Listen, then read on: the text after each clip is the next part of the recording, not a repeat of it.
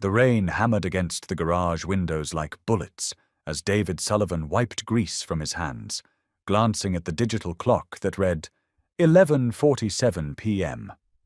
He should have closed hours ago, but the storm had other plans. When the sleek black Mercedes pulled up through the flooding parking lot, its headlights cutting through the darkness like desperate prayers, he knew this wasn't about a broken alternator. The woman who stepped out moved with the precision of someone accustomed to boardrooms, not back-alley garages, her designer coat already soaked, her hands trembling as she clutched a small girl close to her chest. The child's eyes held the kind of fear that aged kids too fast, too young. David had seen that look before, in his own mirror, years ago. "Please," the woman said, her voice barely audible above the storm's rage. "We need somewhere safe to stay." But as David nodded and opened his door wider, neither of them realized that offering shelter would put them all in the crosshairs of something far more dangerous than any storm. David Sullivan had always been a man of few words and steady hands. At 42, he owned Sullivan's Auto Repair on the outskirts of Cedar Falls, a small town in Iowa where everyone knew everyone else's business except his. The locals knew him as the quiet mechanic who fixed their cars without small talk, who picked up his 10-year-old son Mason from school every day at 3:15 sharp, and who had never been seen with a woman since his wife Sarah died in a car accident 4 years ago. What they didn't know was how he lay awake most nights, listening to Mason's breathing through the thin walls of their small apartment above the shop, wondering if he was enough, if he could ever be enough, to fill the void Sarah's absence had carved into their lives. The garage had been his sanctuary and his prison. During the day, the familiar rhythm of wrenches turning and engines humming kept the memories at bay. At night, when the last customer drove away and the silence crept in, Sarah's ghost lingered in every corner. Her coffee mug still sat on his workbench, unwashed and sacred. Her favorite country music station still played from the old radio, a constant soundtrack to his solitude. Mason had stopped asking when Mummy was coming home 2 years ago, but David caught him sometimes, staring at the family photo on the refrigerator with the same lost expression David wore when he thought no one was looking. The storm had been building all day, the kind of Midwest weather that made even seasoned farmers nervous. David had sent his part-time employee Jimmy home early, planning to close shop and spend the evening helping Mason with his math homework. But old Mrs. Henderson's Buick had other plans, refusing to start in the grocery store parking lot, and David couldn't bring himself to leave an 80-year-old woman stranded. By the time he'd towed her car back and diagnosed the problem, a dead battery and corroded terminals, the storm had unleashed its full fury on Cedar Falls. Now, watching this mysterious woman and child through his rain-streaked window, David felt something stir in his chest that he'd thought had died with Sarah. It wasn't attraction, exactly, though he couldn't help but notice the way the woman's dark hair framed her face, or how she moved with a confidence that somehow made her current vulnerability more striking. It was something deeper, more primal. The recognition of someone running from something, the way he'd been running from his own ghosts for 4 long years. The difference was, his ghosts were memories. Hers, he suspected, were very much alive. When the woman spoke, her voice carried the cultured tones of someone used to commanding attention in corporate boardrooms. But underneath the polish, David heard something else, terror, carefully controlled but unmistakable. The little girl beside her couldn't have been much younger than Mason, with blonde curls that reminded him painfully of Sarah and eyes that had seen too much for someone so small. She clutched a worn stuffed rabbit, its fur matted from what David assumed were many nights of frightened tears. "I know this is unusual," the woman continued, rainwater dripping from her designer coat onto his concrete floor. "But my car broke down about a mile back, and my phone's dead. The storm caught us off guard." She paused, her eyes scanning his face as if trying to read his intentions. I'm Victoria Hayes. This is my daughter, Lily. We just need somewhere dry to wait out the worst of it." David nodded toward the small apartment stairs visible through the garage's back door. "Name's David. David Sullivan. That's my place upstairs. Nothing fancy, but it's warm and dry." He wiped his hands on his coveralls, suddenly conscious of the grease stains and the smell of motor oil that seemed permanently embedded in his skin. "My son Mason's up there doing homework. You're welcome to wait it out with us." As Victoria Hayes followed him up the narrow staircase, David couldn't shake the feeling that he was inviting more than just refugees from the storm into his carefully ordered world. The way she kept glancing over her shoulder, the death grip she maintained on her daughter's hand, the designer purse she clutched like a lifeline, everything about her screamed expensive trouble. But when Lily stumbled on the stairs and Victoria's mask slipped for just a moment, revealing raw maternal fear, David's decision was made. Whatever was chasing them through the storm could wait until morning. The apartment above Sullivan's auto repair told the story of a man learning to be both father and mother to a growing boy. Mason's school papers covered the refrigerator like wallpaper, A's and B's in math and science, mixed with crayon drawings of stick-figure families that always included 3 people, never 2. The living room served double duty as homework station and video game arena, with textbooks stacked next to gaming controllers on the coffee table Sarah had picked out at a garage sale 6 years ago. In the kitchen, a slow cooker bubbled with something that smelled like home. Beef stew, probably, since Mason had announced it was his favorite dinner, and David had been making it every Thursday since. Mason looked up from his math worksheet as they entered, his brown eyes, so much like his mother's, widening at the sight of visitors. At 10, he had David's lean build and Sarah's easy smile, though these days the smiles came less frequently. "Dad, what's going on?" "This is Mrs. Hayes and her daughter Lily," David explained, helping Victoria out of her soaked coat. "Their car broke down in the storm. They're going to wait here until it passes." He turned to Victoria, noting how she instinctively positioned herself between Lily and the windows. "There's towels in the bathroom down the hall. Help yourselves to whatever you need." While Victoria and Lily dried off, David busied himself in the kitchen, ladling stew into bowls and trying to remember the last time he'd had adult company that wasn't related to carburetors or oil changes.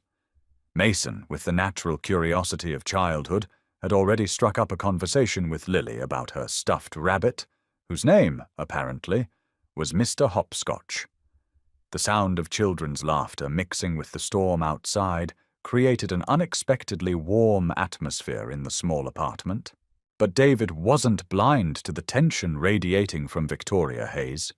She ate mechanically, her eyes constantly flicking toward the windows and the door.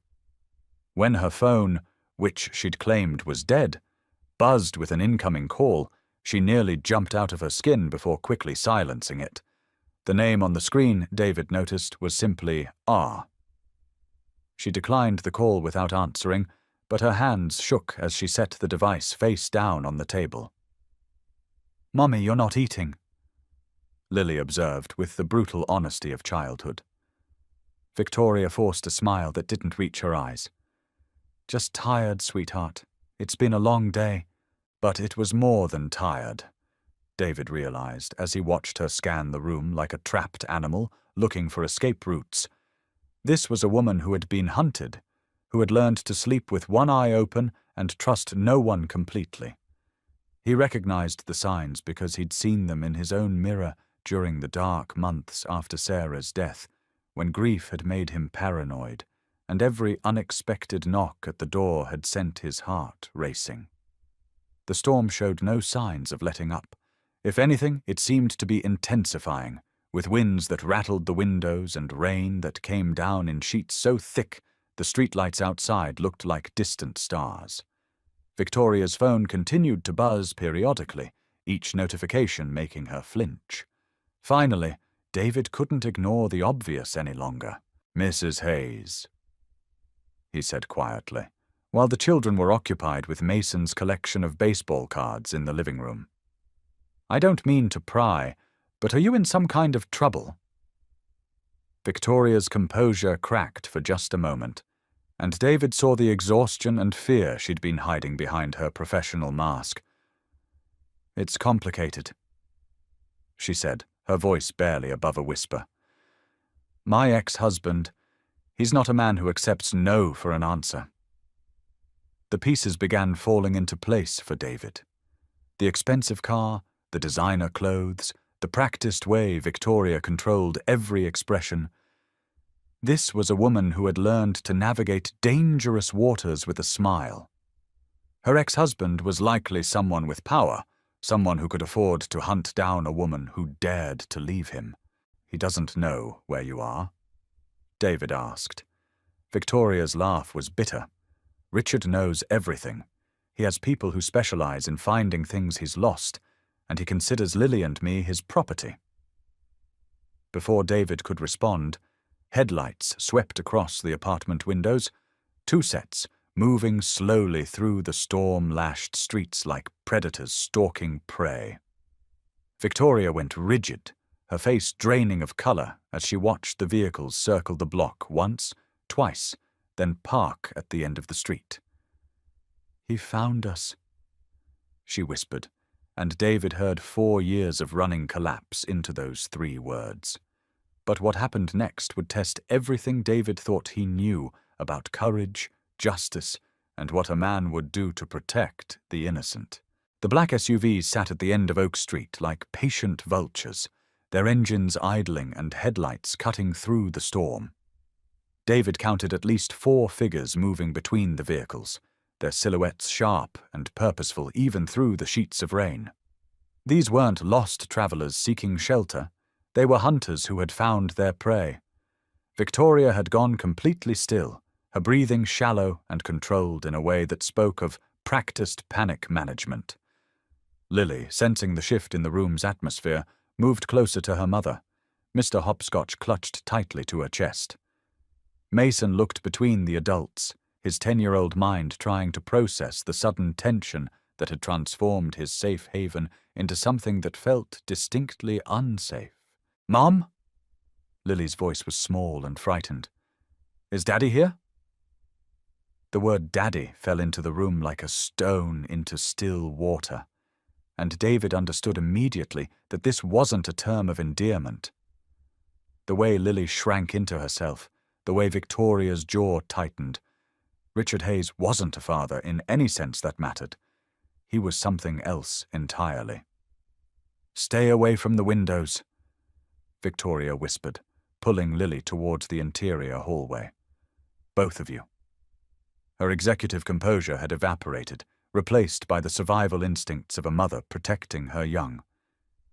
"David, I'm sorry. I never should have come here. I've put you and Mason in danger." But David was already moving, his mind shifting into the practical problem-solving mode that had kept him sane through 4 years of single parenthood. He turned off the living room lights and moved to the window, peering through the blinds at the street below. The SUVs hadn't moved, but he could see figures talking on phones, coordinating. They were planning something, and David had enough experience with bullies, from his own rough childhood, to know that negotiation wasn't on their agenda. "How did they find you so fast?" he asked, keeping his voice low and calm, despite the adrenaline starting to course through his system. Victoria held up her phone with a shaking hand. "GPS tracking. Richard had it installed on all our devices. I thought I'd disabled it, but—" She trailed off, the implications clear. They'd been broadcasting their location to their hunters all evening. David's practical mind began cataloging resources and exit strategies. The garage had a back entrance that opened onto the alley behind the building. His pickup truck was parked there, and while it wasn't much to look at, it ran reliably and knew these back roads better than any GPS system. But getting 4 people out of the building and to the truck without being seen would be nearly impossible, especially with the children. "Okay," he said, his voice carrying the calm authority that came from years of solving impossible mechanical problems. "Here's what we're going to do. There's a fire escape that leads to the roof from the back bedroom. If we can get up there and across to Jenkins' Hardware next door, we can come down through their building and out to the alley." Victoria stared at him. "You're helping us. Why? You don't even know us." David thought about that for a moment, watching Mason help Lily organize his baseball cards with the unconscious kindness that Sarah had instilled in their son. He thought about the nights he'd lain awake, wondering if he was teaching Mason the right lessons about courage and compassion. He thought about all the times he'd wanted to step in when he saw injustice, but had told himself it wasn't his problem, wasn't his fight. "Because it's the right thing to do," he said simply, "and because no child should have to be afraid of their father." But as David moved toward the back bedroom to check the fire escape, Victoria's phone buzzed one more time. This time, she answered it, her face grim with resignation. "Hello, Richard." Her voice was steady, professional, the tone of someone who had learned to negotiate with a predator. "Yes, I know you're here." David could hear the man's voice through the phone, smooth and controlled, but carrying an undertone of barely contained rage. "Victoria, darling, you've led us on quite a chase, but it's time to come home now. You and Lily belong with me." "We're not coming home, Richard. I've told you. We're done." The laugh that came through the phone made David's skin crawl. "Oh, my dear wife, you seem to have forgotten how this works. You don't get to make that decision.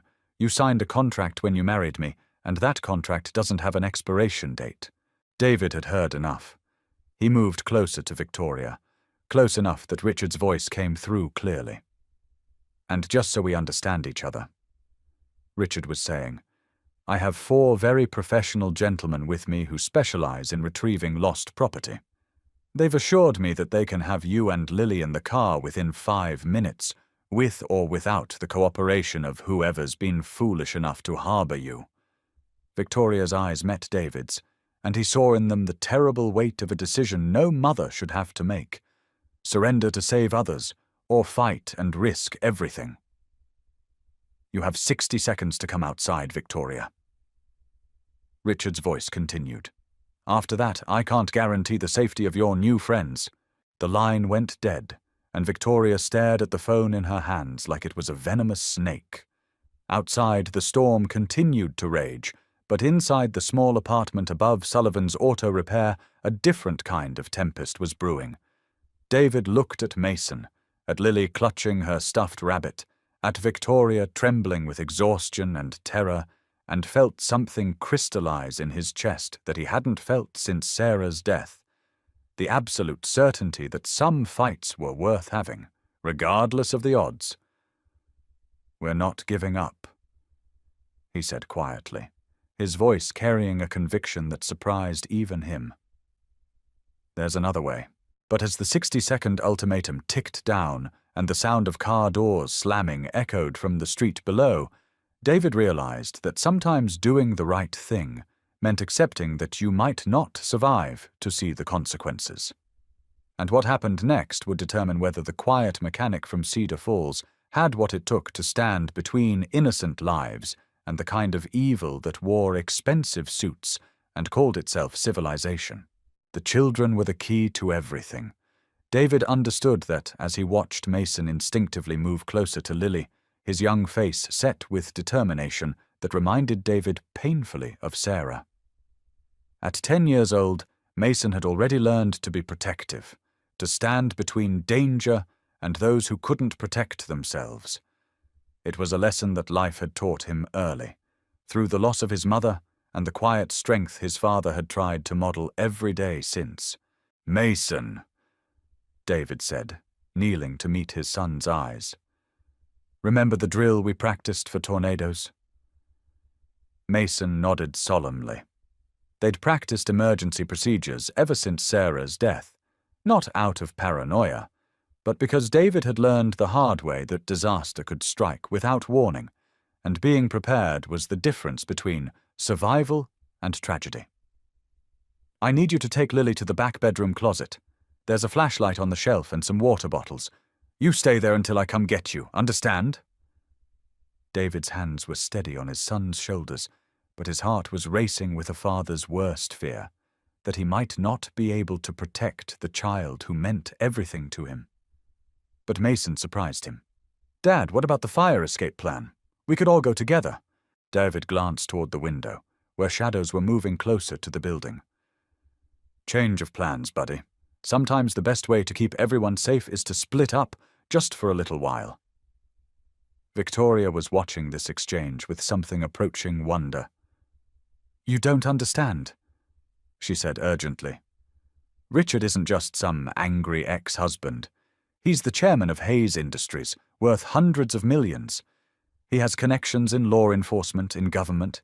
If you help us and he survives this, he'll destroy your life, your business, your home, everything." David stood slowly, his decision already made. "Then I guess we'd better make sure he doesn't survive this." The words hung in the air between them, and David saw Victoria's eyes widen with shock. She was seeing him clearly for the first time, not as the quiet mechanic who'd offered them shelter, but as a man who had just crossed a line he couldn't uncross. The truth was, David had been walking toward this line for 4 years, ever since Sarah's accident had taught him that the world was full of people who took what they wanted without regard for the innocent lives they destroyed in the process. "You can't mean that," Victoria whispered. "I mean exactly that," David replied, moving toward the small gun safe he kept hidden behind Sarah's books. "Your husband thinks he can terrorize a woman and child because he has money and power. He's about to learn what happens when predators pick the wrong prey." The Glock 9mm felt familiar in David's hands. He'd been shooting since he was 12, taught by his grandfather who'd fought in Vietnam, and understood that sometimes violence was the only language bullies understood. He checked the clip, chambered a round, and tucked the weapon into his waistband. Outside, he could hear voices getting closer, men discussing tactical approaches with the casual professionalism of people who did this for a living. "David, please," Victoria said desperately. "Just let me go with him. I've been running for 2 years, living in hotels and safe houses, changing identities. Maybe it's time to stop fighting." "No." The word came out harder than David intended. "You know what happens if you go back to him, and more importantly, Lily knows." That stopped Victoria cold, because they both understood the truth behind David's words. Children who grew up watching their mothers being terrorized learned that this was how relationships worked. They learned to accept abuse as love, control as protection. The cycle would continue with Lily, and then with Lily's children, generation after generation of victims who had never learned that they deserved better. The sound of footsteps on the exterior stairs galvanized David into action. He moved quickly to the kitchen, turning on every light in the apartment and opening the blinds wide. If Richard's men were coming, they would find their target illuminated and apparently helpless. But David had learned a few things about tactics during his own darker years, the period after high school when he'd run with a rougher crowd before Sarah had shown him a better path. "Victoria," he said urgently, "I need you to trust me. Can you do that?" She stared at him for a long moment, this woman who had learned not to trust anyone completely, who had survived 2 years of running by depending only on herself. Then, slowly, she nodded. "Take the children to the bedroom closet. Lock the door and don't come out until you hear my voice calling your name. My voice, not anyone else's. If something happens to me, there's a spare key to my truck taped under the back bumper. Take it and drive straight to the Cedar Falls police station. Ask for Detective Martinez. She's good people, and she'll believe you." Victoria hesitated. "What are you going to do?" David smiled grimly, checking the load on the shotgun he kept for home defense. "I'm going to have a conversation with your ex-husband about the difference between property and people." The knock on the door came exactly 60 seconds later, Polite, professional, the kind of knock that said they were willing to observe the niceties, even though everyone knew this was ultimately about force. David opened the door with his hands empty and visible, the picture of a confused small-town mechanic who had stumbled into something beyond his understanding. 3 men stood on his landing, dressed in expensive suits that didn't quite hide the bulges of concealed weapons. The one in front was tall and silver-haired, with the kind of face that looked trustworthy in boardroom photographs, but carried something cold and calculating in the eyes. This was Richard Hayes, and David understood immediately why Victoria had run. This man wore his power like armor, and his smile promised pain for anyone who challenged his authority. "Mr. Sullivan, isn't it?" Richard's voice was cultured, carrying just a hint of a southern accent that somehow made him sound more dangerous rather than less. "I believe you have something that belongs to me." David kept his expression neutral, channeling every poker game he'd ever played in the back rooms of Cedar Falls. "I'm not sure what you mean, Mr. Hayes. Richard Hayes." The name was delivered like a weapon, designed to intimidate through recognition of wealth and influence. "Chairman and CEO of Hayes Industries. Perhaps you've heard of us. We employ about 30,000 people across the Midwest." "Can't say that I have." David's tone was deliberately flat, unimpressed. "I mostly stick to fixing cars and raising my son." Richard's smile widened, but it never reached his eyes. "A simple man with simple needs. I can respect that, Mr. Sullivan, which is why I'm hoping we can resolve this situation without unnecessary complications." He gestured toward the storm still raging outside. "My wife and daughter took shelter here tonight. Understandable, given the weather. But it's time for them to come home now." "Your wife?" David raised an eyebrow. "From what I understand, you're divorced. A temporary legal fiction?" Richard said dismissively. "Victoria has always been dramatic. She filed some paperwork when she was upset about a business decision, but family matters work themselves out, don't they?" His tone suggested that David should agree, should nod along with this reasonable explanation from a reasonable man. Instead, David stepped back from the door. "Maybe you should ask her yourself." But Richard was already shaking his head. "I'm afraid Victoria isn't thinking clearly these days. Stress, you understand. The responsibility of raising a child, managing her position at the company, it's been overwhelming for her. She needs guidance, structure. She needs to come home." There it was, the casual dismissal of Victoria's agency, the assumption that her decision to leave was simply female hysteria that could be corrected with the right application of masculine authority. David had met men like Richard before, men who believed that money and power made them gods in their own small universes. They were bullies dressed in expensive suits, and they all shared the same fundamental weakness. They had never been truly challenged by someone with nothing to lose. "Here's the thing, Mr. Hayes," David said, letting his own authority creep into his voice, the authority of a man who had rebuilt engines with his bare hands and raised a child alone and buried the woman he loved without falling apart. "Your wife seemed pretty clear about not wanting to go with you, and your daughter looked scared. Now, I'm just a simple mechanic, but where I come from, we don't force women and children to go places they don't want to go."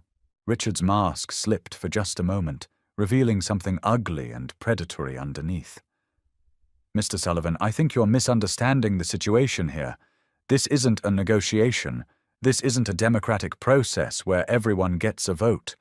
This is me, retrieving my family from a stranger who has interfered in private matters that don't concern him." One of Richard's companions stepped forward, a thick-necked man with the build of someone who had made a career out of violence. "Boss, maybe we should just—" "Quiet, Marcus." Richard's voice cut like ice. "Mr. Sullivan and I are having a civilized conversation." He turned back to David, and now his smile was purely predatory. You see, David, may I call you David? You've stumbled into something much larger than a domestic dispute. Victoria isn't just my wife. She's the Chief Technology Officer of Hayes Industries, and she has access to trade secrets worth hundreds of millions of dollars. When she ran, she didn't just abandon her family, she committed corporate espionage. David felt the pieces of Richard's strategy clicking into place. This wasn't just about control, it was about power, money, and the systematic destruction of anyone who dared to challenge Richard Hayes's version of reality. Sounds like a problem for the courts. Oh, it will be, Richard agreed. Victoria will face federal charges for theft of intellectual property.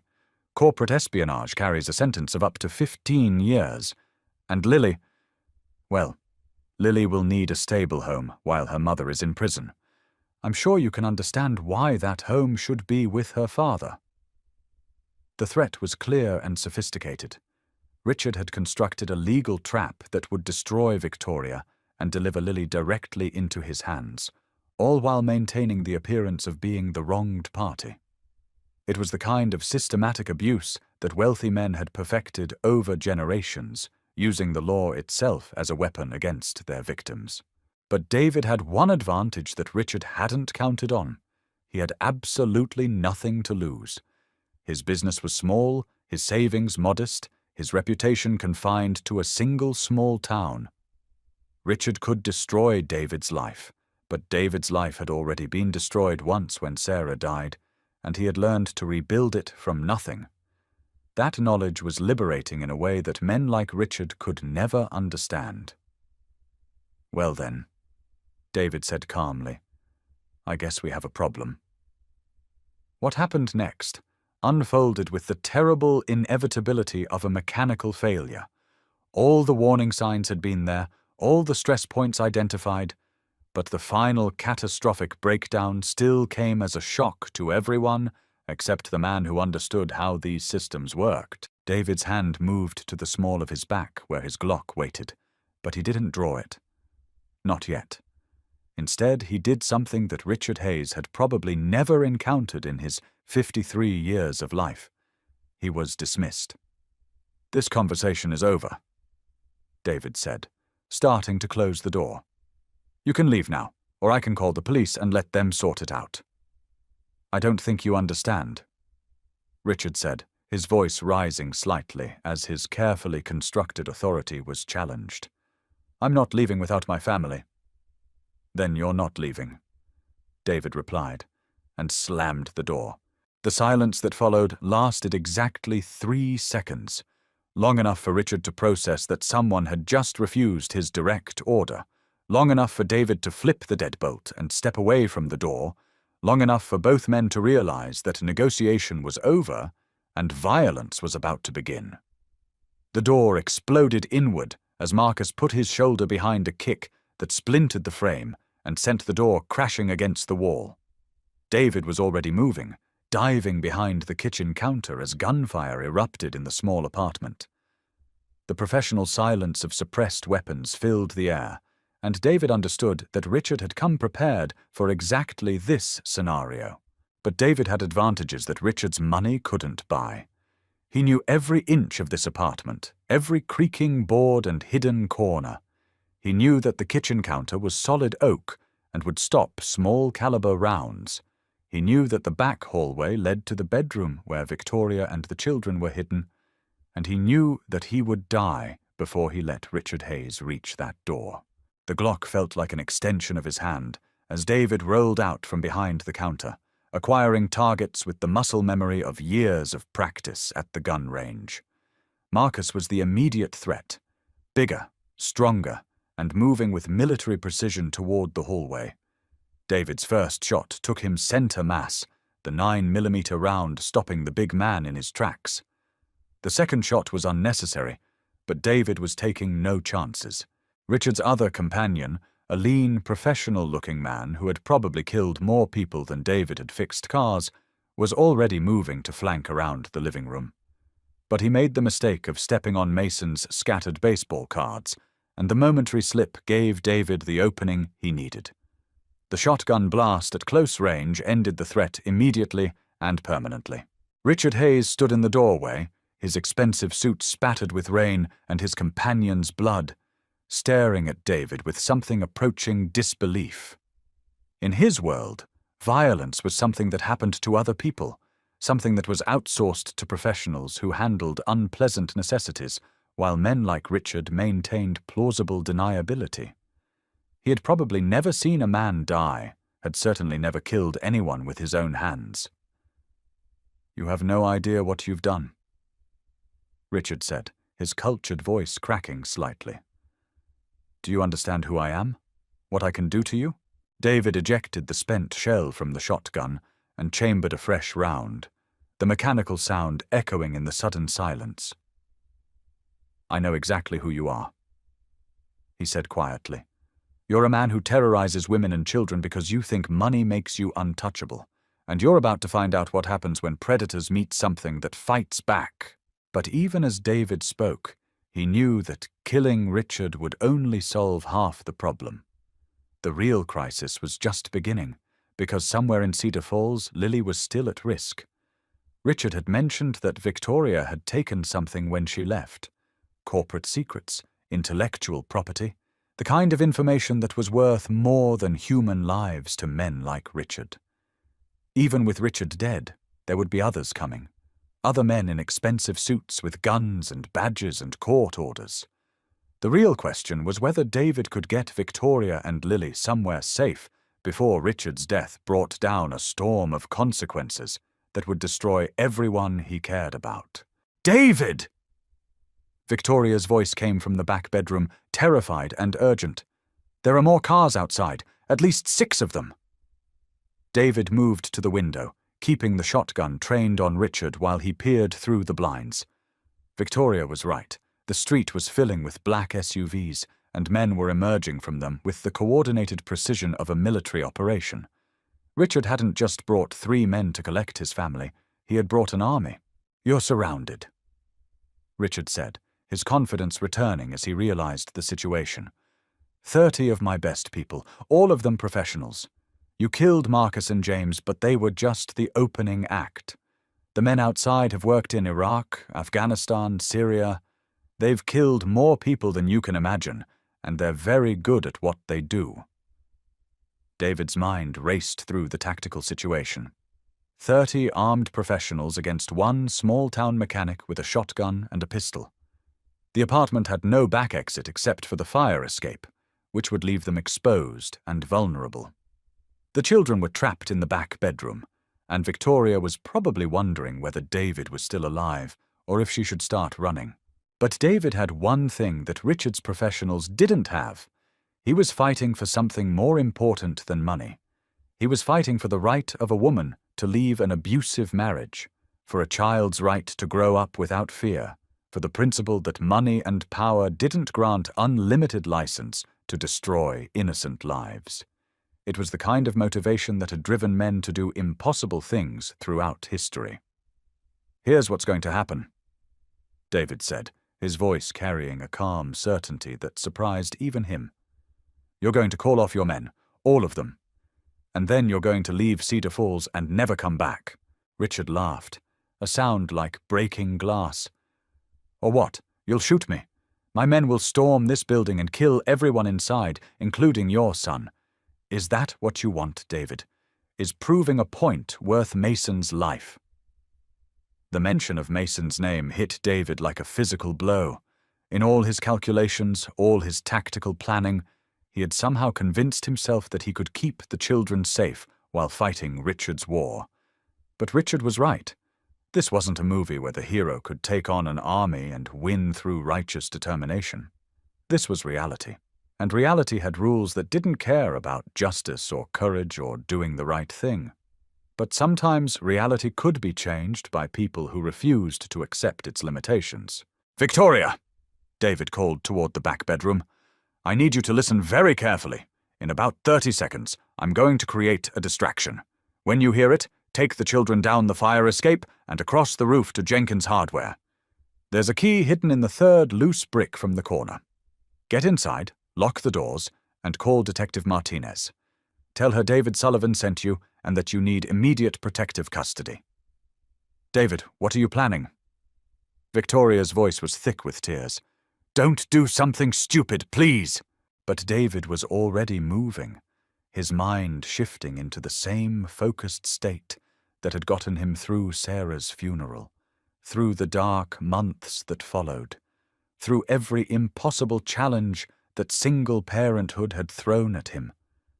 Sometimes doing the right thing meant accepting that you might not survive to see the outcome. "Take care of Mason," he called back. "Tell him his dad loved him and that everything I did was to keep him safe." Richard's face changed as he understood what David was planning. "You're insane. You can't possibly think—" "I think," David interrupted, "that a man who threatens children deserves everything he gets." The propane tank from David's camping gear sat in the utility closet, connected to a portable heater he used when working late in the garage during winter. It would take about 15 seconds for the gas to reach ignition concentration once he opened the valve.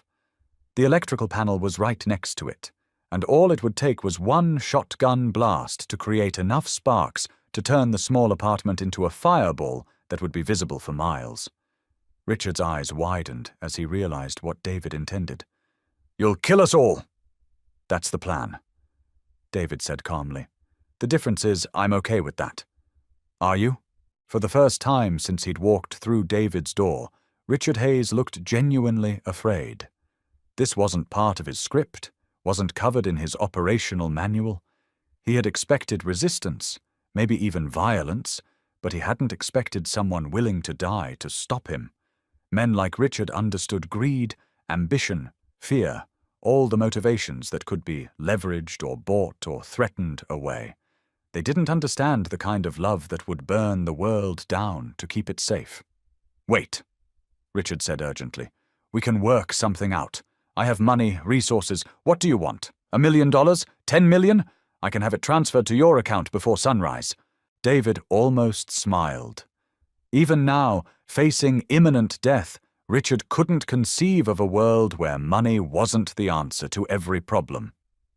"I want you to understand something before you die," David said, opening the utility closet and reaching for the propane valve. "Victoria and Lily aren't your property. They're human beings with the right to live their lives without fear, and if it takes burning this building down to protect that right, then that's a price I'm willing to pay." The hiss of escaping gas filled the small apartment, and David could see Richard's men through the window, moving into position for an assault they would never get to launch. In 15 seconds, maybe less, the accumulated weight of Richard Hayes's arrogance and cruelty would come crashing down on him with the force of an explosion that would be heard in 3 counties. But sometimes, in the space between decision and consequence, the universe offers unexpected alternatives. The fire escape clanged as Victoria led Mason and Lily across the roof toward safety, their footsteps barely audible over the storm, but clear enough for David to know they had made it out. Richard's radio crackled with reports from his men. Movement on the roof, targets escaping, requests for new orders. And in that moment, David realized that he had already won the only victory that mattered. The children were safe. Victoria was free. And Richard Hayes was about to learn that some fights couldn't be won with money and hired guns. David raised the shotgun toward the electrical panel, his finger steady on the trigger, and smiled at the man who had terrorized a woman and child for 2 years. "See you in hell, Richard." The blast that followed shook the foundations of Cedar Falls and lit up the storm-dark sky like a second sun. When the fire department arrived 20 minutes later, they found the remains of Sullivan's auto repair completely gutted, with 2 bodies burned beyond recognition in what had once been the small apartment above the garage. The official report would list it as an accidental explosion caused by a propane leak, though Detective Martinez privately wondered why David Sullivan's truck was missing, and why no one had found the bodies of the woman and children who had reportedly been in the building. 3 days later, a mechanic named Dan Stevens opened a small repair shop in Billings, Montana, 1,500 miles from Cedar Falls. He was quiet, competent, and lived alone in the apartment above his garage. Though neighbors occasionally saw a woman and 2 children visiting, and the kids seemed comfortable enough that they probably weren't strangers. Stevens paid his bills in cash, kept to himself, and fixed cars with the kind of mechanical intuition that suggested years of experience. On Sundays, he could sometimes be found at the local cemetery, standing beside a fresh grave with no headstone, just a small American flag and a handful of wild flowers that someone replaced every week. If asked, he might say he was visiting an old friend, someone who had died protecting the people he loved. But Dan Stevens wasn't much of a talker, and most people in Billings had learned to respect a man's privacy. Victoria Hayes, now Victoria Matthews, according to her carefully forged documents, had found work as an IT consultant for small businesses in the area. She was good at her job, though she seemed to know more about corporate systems than most consultants typically learned. Her daughter Lily attended the local elementary school, where she made friends easily and showed no signs of the trauma that had once made her cling to a stuffed rabbit for comfort. Mr. Hopscotch still sat on her bedside table, but now he was joined by other toys, pictures of new friends, and the kind of cheerful clutter that spoke of a childhood finally allowed to unfold naturally. Mason Sullivan had adjusted to life as Mike Stevens with the resilience of youth, though he still sometimes woke up missing the father who had taught him that courage meant standing up for people who couldn't stand up for themselves. Dan Stevens was a good man, kind and patient, but Mason never forgot the lesson his real father had burned into his memory on a stormy night in Iowa, that some things were worth dying for, and that love wasn't something you just felt. It was something you did, even when the cost was everything you had. The official investigation into Richard Hayes's death lasted 6 months and concluded that he had been killed in a targeted assassination by unknown assailants, probably related to his business dealings in Eastern Europe. Hayes Industries stock dropped 30% before stabilizing under new management, and the company's more questionable contracts were quietly allowed to expire. The dozens of lawsuits filed by women who had worked for Richard Hayes were settled out of court for undisclosed sums, and a foundation was established to provide support for victims of domestic abuse. Detective Sarah Martinez in Cedar Falls kept the case file on David Sullivan's death open for 2 years, even though there was no evidence suggesting he had survived the explosion. She had liked David. He was one of the good ones, the kind of man who fixed your car for fair price and never made you feel stupid for not understanding what was wrong with it. She hoped, in her private moments, that somehow he had found a way to escape the fire that had consumed his building. But she was a practical woman who dealt in evidence and facts, and the evidence suggested that David Sullivan had died protecting strangers from a man with too much money and not enough conscience. Sometimes she would drive past the empty lot where Sullivan's auto repair had stood, now marked only by a concrete slab and some scattered debris that the cleanup crews had missed. The town council had plans to redevelop the site, maybe a small park, maybe a coffee shop, but the plans always seemed to get delayed by budget concerns or zoning issues or the kind of bureaucratic inertia that kept painful memories from being paved over too quickly. On one of these visits, about a year after the explosion, Martinez found a small memorial that someone had left at the edge of the property, a simple wooden cross with David Sullivan carved into the horizontal beam, and below it, in smaller letters, "He died as he lived, protecting others." There were fresh flowers at the base of the cross, wild flowers that looked like they had been picked from the roadside by someone who wanted to honor a man's sacrifice but couldn't afford store-bought roses. Martinez never found out who had left the memorial, though she suspected it might have been one of David's customers, maybe old Mrs. Henderson, whose ancient Buick David had kept running for 3 years past its natural lifespan.